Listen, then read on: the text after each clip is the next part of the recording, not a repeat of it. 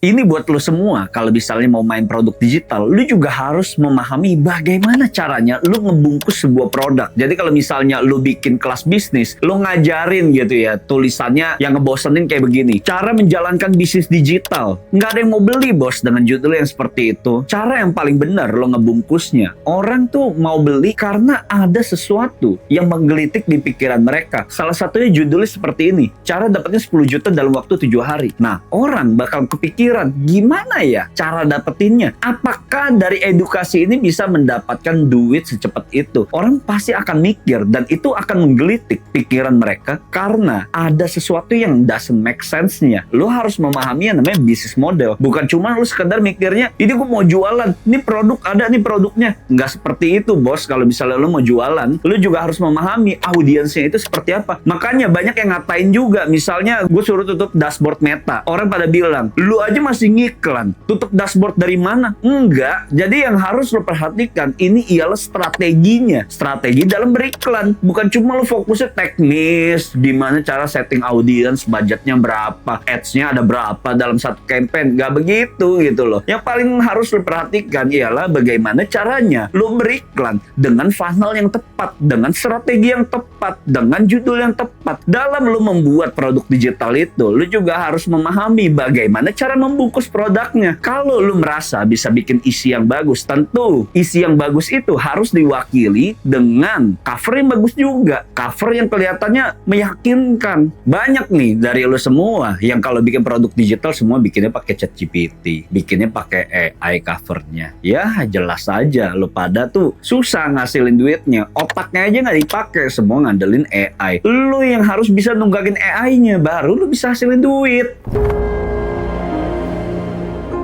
Nah, formulanya ini simple banget kalau misalnya lo ingin membuat produk digital yang powerful. Salah satunya lo harus memahami dulu nih masalah audiensnya, kemudian lo membuat solusinya, dan hasilnya itu seperti apa, dalam waktu yang seperti apa. Ini yang harus lo pahamin. Jadi gue ulangin lagi, lo harus memahami masalah, solusi, dan hasilnya yang seperti apa. Karena semuanya itu saling berkesinambungan. Bukan hanya sekedar lo membuat topik, kemudian habis itu lo ngiklanin, lo berharap bisa dapat duit. Nggak begitu. Lu juga harus mahamin orangnya, baru lu bisa winning. Nah, tentunya dalam membuat produk digital ini, lu juga harus punya testimoninya. Testimoni yang seperti apa? Mungkin lu punya pengalaman gitu ya. Lu ngajarin orang, kemudian ada yang kasih lu testimoni, atau mungkin basic lu PT, kemudian lu pengen bikin produk digital yang dimana bisa menurunkan berat badan orang sampai badannya itu berbentuk. Lu punya testimoni, ya itu yang harus lu masukin ke dalam website lu. Yang itu harus lu tunjukin ke dalam sosial media lo, supaya nantinya lo bisa meyakinkan calon customer lo buat membeli produk digital lo. Karena pada akhirnya orang juga bakal ngebeli kok produk lo kalau misalnya produk lo itu nggak yakinin, produk lo itu sangat make sense buat mereka beli. Karena tentunya orang akan membeli atau mengeluarkan uang kalau dia rasa value yang lo kasih melebihi dari uang yang dikeluarkan. Jadi lo harus memahami hal yang seperti ini.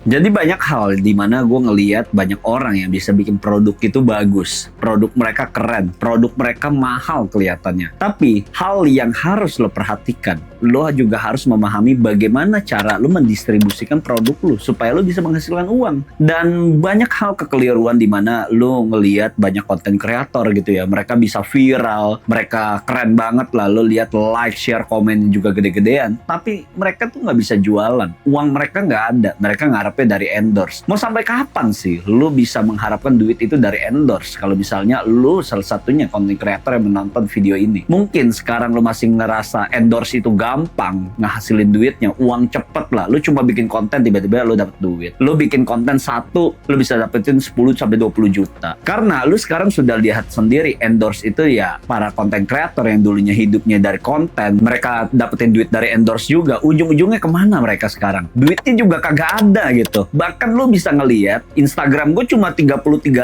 gitu loh. Dulu dari zamannya gue cuma punya follower 5.000 aja, gue udah bisa tuh jualan produk gue udah sampai bisa dapat collab sana sini dari orang lain. Sekarang gue udah 33.000 follower gue. Memang nggak terlalu banyak dibanding konten kreator yang lain, tapi gue bisa monetize dari personal branding gue. Gue bisa dapetin duit dari partner-partner gue. Gue dapat collab juga dari ajak kerja sama-sama orang dari personal branding gue juga. Jadi di sini permasalahan lu semua yang gue lihat, lu bisa membuat sebuah produk, tapi lu nggak bisa menjualnya. Lu tidak bisa membangun personal lu sendiri. Apalagi yang nggak mau mulai konten. Pantes lu ngerasa hidup lu tuh bokeh, hidup lu tuh stagnan. Ya nggak ada sesuatu yang lu bangun gitu loh. Makanya sekarang lu harus melek, lu harus paham juga seberapa penting yang namanya personal branding itu. Lu juga harus bisa memahami yang namanya sosial media. Bagaimana caranya lu bisa membuat sebuah customer journey atau sales funnel untuk mendistribusikan produk digital yang lu jual. Contohnya TikTok, Instagram, YouTube, dan berbagai sosial media yang lainnya. Ada juga gue lihat orang bisa ngasilin duit dari Twitter loh. Ini kan cuma masalah bagaimana caranya lu membangun sebuah konten, bagaimana caranya membangun sebuah sales funnel untuk menghasilkan uang yang tadinya lu nggak pernah mikir, sampai pada akhirnya duit itu tuh masuk ke dalam kantong lu. Semua itu ya, hidup gue juga berubah kalau gue tidak personal branding. Ini bakal mati juga hidup gue. Kenapa? Karena dengan gue punya personal branding, orang jadi tahu gue kan. Ketika mereka tahu gue dan siapa gue, mereka itu juga percaya sama gue. Dan tawaran bisnis di mana-mana juga ada. Kalau ditanya berapa banyak yang gue hasilkan dari situ, ya lu lihat sendiri, hidup gue berubah, lifestyle gue berubah, spending gue makin gede. Karena dari mana? Ya gue mulai semua bangun bisnis, kenal sama partner-partner gue ya dari konten. Semua hidup gue, lingkungan sosial gue berubah ya ketika gue mulai memperkenalkan diri, siapa gue jagonya di mana, skill gue ada di mana. Hidup gue itu semua berubah, dan tentunya semua itu bisa berubah ya dari mindset gue juga. Jadi lu juga harus bisa mikir bahwa sehebat apapun hidup lu, nggak bakal bisa kalau lu berkembang sendirian. Lu membutuhkan manusia lain, lu membutuhkan teman-teman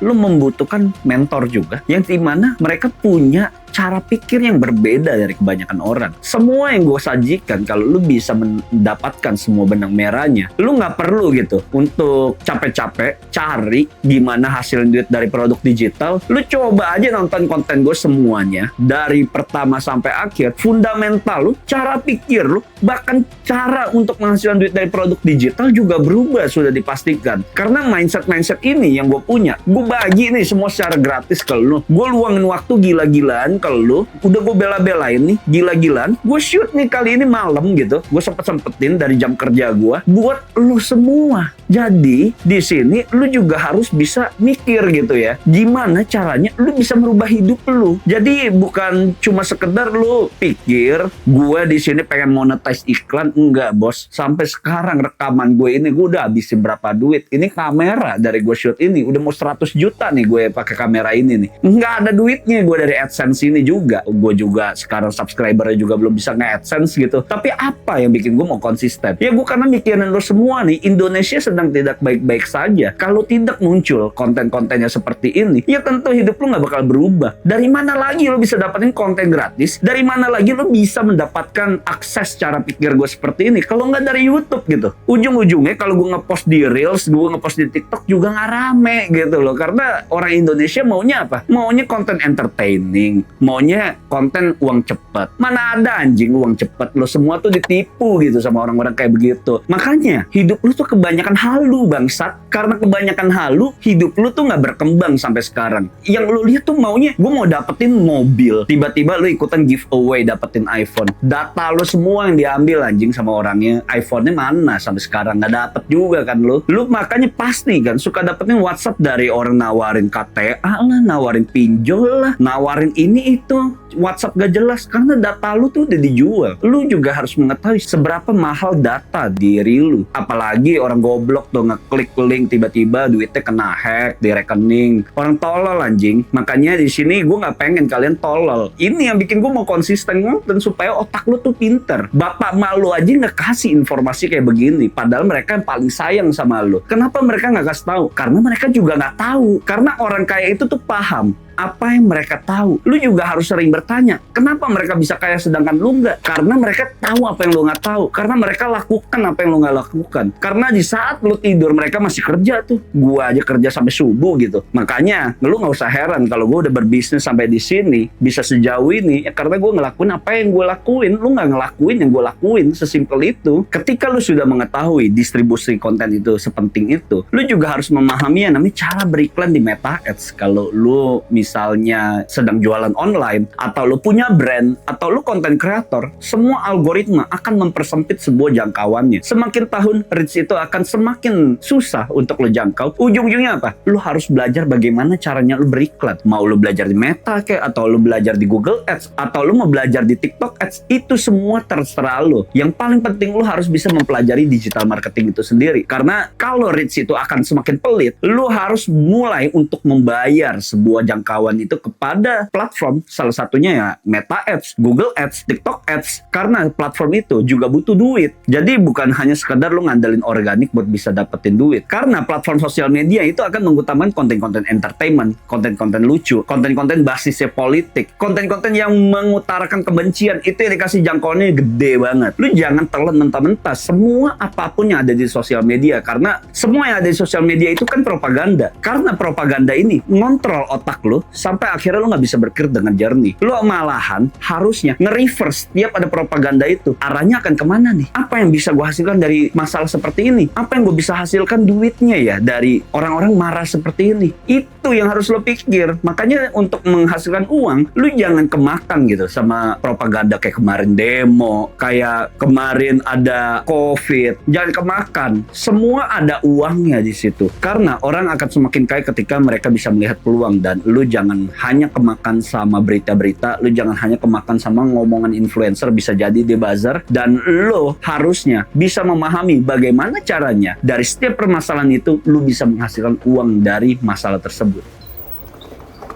Kalau tadi lu sudah belajar bagaimana cara lu mendistribusikan konten melalui platform sosial media atau melalui iklan, maka di saat inilah lu harus membuat sebuah sistem di mana lu bisa menjalankan produk lu bisa menghasilkan uang lu walaupun dalam keadaan lu tertidur. Dan di sini gue pengen jelasin bagaimana caranya lu bisa membuat sebuah sistem di mana lu bisa menghasilkan uang. Salah satunya ketika lu membuat landing page. Nah, di landing page ini lu harus bisa membuat orang itu tergiur, orang itu tertarik untuk membeli sebuah produk lo. Tentunya orang tertarik untuk membayar ketika mereka lihat value yang lo tawarkan ini melebihi dari uang yang dijual. Kalau lo bikin landing page-nya isinya sampah, lo cuma bikin open mind, kemudian gambar-gambar lo ngambil dari stok foto, ya jelek gitu. Nggak ada yang mau beli produk lo, karena orang membeli kalau memang value yang lo tawarkan melebihi dari harga yang lo tawarkan. Sesimpel itu. Kalau value yang lo tawarkan itu jelek, udah pasti lo bakal boncos dalam menjual.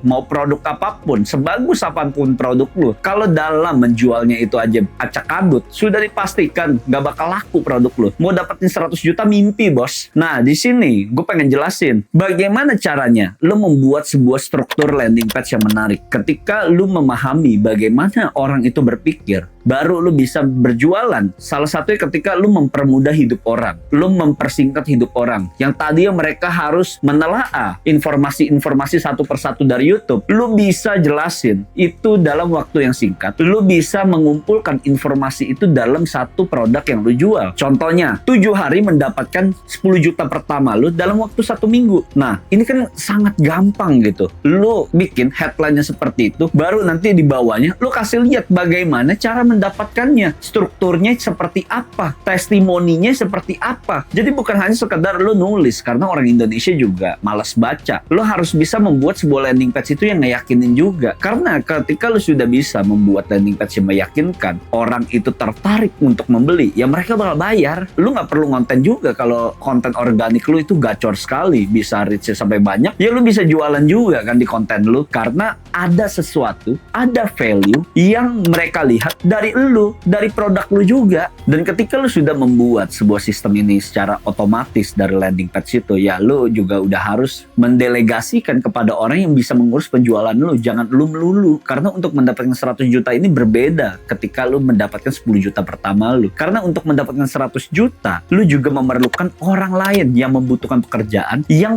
bisa menjual produk lu. Misalnya, lu membutuhkan CS. Ya CS-nya itu lu training dong. Bukan cuma sekedar lu hire CS, suruh dia terima orderan. Mana bisa? Nggak bisa. Orang tuh nggak bisa kalau nggak dilatih. Ya mereka juga nggak ngerti lini lu. Jadi harus lu kasih template-nya untuk balas chatnya seperti apa. Kasih SOP-nya seperti apa. Karena ketika lu jualan produk digital, mau lu lagi ke luar negeri kek, mau lu ke Singapura kek, mau lu lagi dimanapun, duit bakalan tetap masuk. Karena semua itu bakal terjadi automation. Mau lu ketika dari beriklan, masuk ke landing sampai akhirnya masuk payment gateway, itu semua akan tersistem secara otomatis. Lu nggak usah yang namanya semua jalanin manual. Buat apaan? Udah bukan zamannya semua itu lakuin manual. Itu udah zamannya mak lu hasilin duit tuh kayak begitu. Zamannya kita semua itu harus automation. Semua itu harus praktis. Karena yang harus lo fokusin untuk menghasilkan 100 juta ya, lo harus bisa membuat bagaimanapun caranya bisnis ini bisa berjalan walaupun nggak ada kehadiran lo di situ. Bagaimanapun caranya, lo nggak muncul muka pun bisa menghasilkan uang dari situ. Ya semua harus dilakukan dengan cara lo mempelajari market itu sendiri. Mempelajari market itu sendiri gampang. Orang Indonesia maunya apa sih? Orang Indonesia maunya apa? Disuapinin. Kalau orang udah tahu market behaviornya seperti itu, lo tinggal cari produknya pakai ChatGPT. Bagaimana hasilkan uang dalam waktu yang lebih cepat daripada mereka menunggu tuh gaji UMR, daripada mereka menunggu gaji itu bulanan. Lu kan bisa gitu mengajarkan mereka gimana caranya meningkatkan kemampuan mereka atau mempelajari skill yang lu tahu untuk menghasilkan uang. Karena satu-satunya dalam hidup ini yang kita bisa bawa sampai mati ya skill kita sendiri, kepala kita sendiri. Kenapa enggak lu bagiin aja ke orang lain buat hasilin duit? Guru aja juga ngasilin duit dari mana? Dari mereka bagi ilmu ke kita. Kok apa yang salah gitu? Di sekolah juga kita harus bayar. Kenapa lu harus takut ketika lu menjual skill lu? Apa sih yang harus ditakutin? Nggak ada yang ditakutin. Lu juga bisa belajar sampai sejago ini juga lu keluarin duit kan? Kenapa nggak lu jual aja skill lu? Ya nggak ada salahnya ketika lu menjual skill. Orang-orang goblok anjing yang bisa ngatain orang tuh jualan kelas. Ngapain? Lu sampai kena mental block gara-gara temen lu ngatain lu jualan kelas. Orang ngatain lu jualan kelas, lu mental down. Bukan orang-orang yang ngatain lo kok yang kasih lu duit. Ya mereka yang percaya sama lo yang kasih lo duit. Mereka yang percaya dengan kalian lo yang kasih lo duit. Yang ngatain gue dari dulu juga jadi sampah masyarakat. Sekarang nggak berkembang kemana-mana hidup mereka. Karena apa? Semuanya, apapun yang kita ngomong, nggak dipercaya. Kita hanya percaya dengan diri kita sendiri, makanya kita bisa sampai di atas kan. Kalau mereka nggak percaya sama omongan kita, buat apa lo peduli sama orang-orang seperti itu? Ujung-ujungnya ngatain tuh juga orang-orang miskin yang nggak punya duit. Mereka yang ragu dengan orang yang bisa membagikan ilmu. Gue juga di sini juga ngebagiin semua ilmu gratis kok, nggak ada duitnya sama sekali. Kenapa gue harus berani untuk beli kamera nih 100 juta? Gue bayar editor buat ngedit video gue. Gue juga harus cari informasi dimanapun buat gue rangkum semua jadi video. Ya karena gue peduli sama lu semua. Gue pengen lu semua pada pinter. Karena dalam hidup ini yang bisa nyelamatin kita ya diri kita sendiri. Bukan nyokap lu, bukan bokap lu, bukan temen lu, bukan saudara lu, bukan pacar lu juga. Yang bisa selamatin hidup lu itu diri lu sendiri.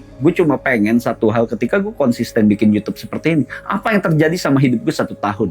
Apa yang terjadi sama hidup gue 2 tahun? Karena ketika gue mempelajari konsistensi itu sendiri, ini juga impact ke diri gue. Ini juga impact ke semua aspek hidup gue. Salah satunya ketika gue konsisten nge-gym, gue bisa membentuk badan gue sampai di sini. Gue bisa menurunkan berat badan gue 15 kilo. Kemudian ketika gue konsisten kerja, ternyata income gue bisa naik. Apa yang terjadi ketika gue bisa konsisten YouTube dalam waktu 2 tahun? Nah, semua yang gue lakuin ini ya, gue udah mulai, gue udah nyemplung sampai sejauh ini. Masa sih gue berhenti? Enggak anjing. Apapun yang gue lakuin dalam hidup ini, semua gue harus berada di posisi tertinggi. Lu udah bisa lihat skill gue main yoyo, itu gue udah jagonya sampai level nasional. Kalau lu punya temen yang jago main yoyo atau dikenalan komunitas yoyo, lu nanya Willy Wang, pasti kenal. Karena gue semua itu yang gue lakuin konsisten. Gue bisa sampai di sini, Meta Ads juga gue konsisten. Gue bisa ngasilin duit sampai di sini ya karena gue konsisten. Semua yang ngelakuin, nggak ada yang namanya males-malesan. Lu kira gue ngerekam gini nggak males? Gue juga males. Tapi ketika gue sudah bisa melewati rasa males gue, apapun yang gue jalankan, udah nggak ada hambatan lagi. Karena gue bisa melawan rasa males gue. Daripada lu mikir pengen mulai lu mikir mau kaya, tapi sampai hari ini bertahun-tahun hidup lu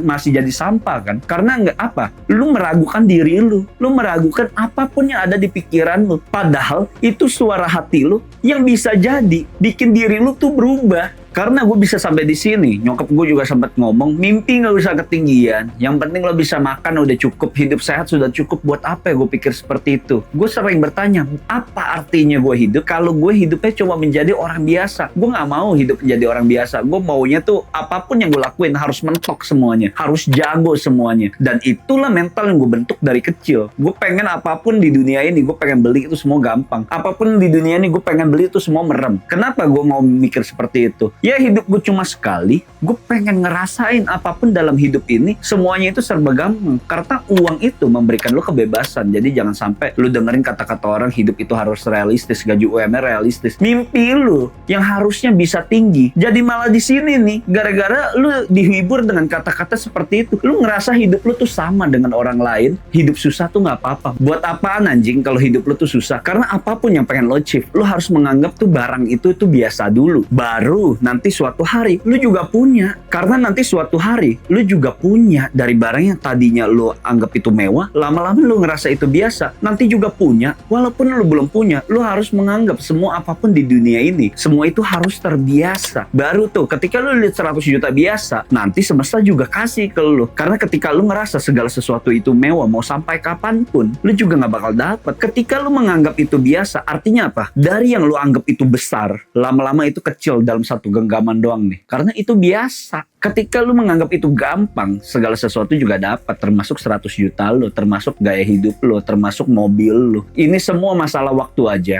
Karena segala sesuatu yang lu miliki itu masalah kebiasaan aja, itu masalah rasa layak aja. Jadi jangan sampai lu itu tidak bermimpi karena orang-orang tolol aja nih yang mikirnya hidup itu harus realistis. Ketika lu bertanya dengan orang kaya, semuanya juga tidak realistis. Semua itu tidak masuk logika. Karena segala sesuatu yang tidak masuk logika, mereka juga achieve kok. Cuma lu yang nggak achieve karena lu mikirnya terlalu realistis. Jadi di sini lu jangan sampai terperangkap dengan penjara pikiran lu sendiri, karena segala sesuatu dalam hidup ini harus lu achieve dan lakukan apapun yang terbaik dalam hidup ini. See you guys.